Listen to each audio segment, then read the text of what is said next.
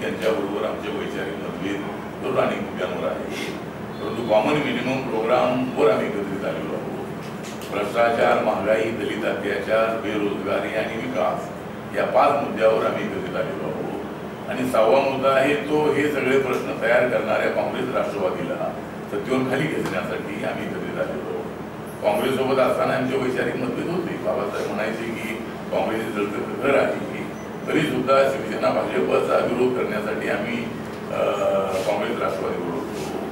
त्यामुळे आव्हान एवढं सांगतो, मी काय हेगडेवार यांच्याकडे माथा टेकण्यासाठी गेलेलो नाही। माझा माथा जैनवरती आहे, मी बौद्ध आहे, परंतु हिंदू आणि बौद्ध यांच्यामध्ये सामंजस्य निर्माण करा हे बाबासाहेबांनी मला सांगितलेलं आहे।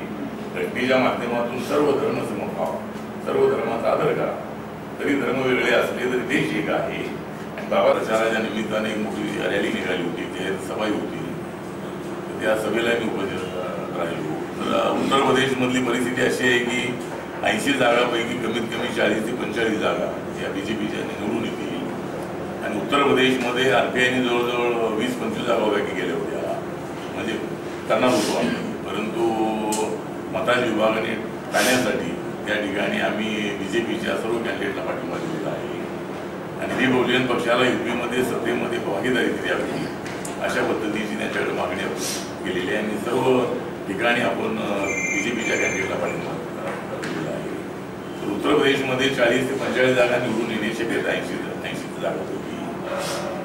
आणि एकतर आता उत्तर प्रदेशमधली जी बहुजन समाज पक्षाला मिळणारी जी मतं आहे त्याच्यामधली कमीत कमी 3-4% तरी मतं ही रिपब्लिकन पक्षाच्या बीजेपीच्या पाठिंब्यामुळे ही बीजेपीला मिळतील आणि अनेक ठिकाणी त्यांना चांगल्या पद्धतीचं यश मिळेल अशी आपल्याला खात्री आहे।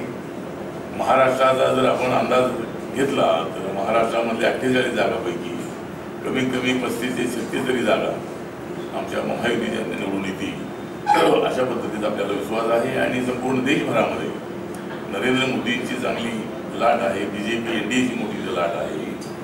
आणि दुसरी लाट आहे ती काँग्रेस विरोधामधली लाट आहे।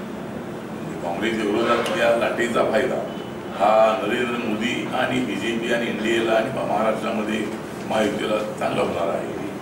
कारण करप्शन, महागाई, दलित अत्याचार, बेरोजगारी आणि विकास बरोबर होत नाही, तर या मुद्द्यांमुळे लोकांना बदल हवा आहे, पर्याय हवा आहे।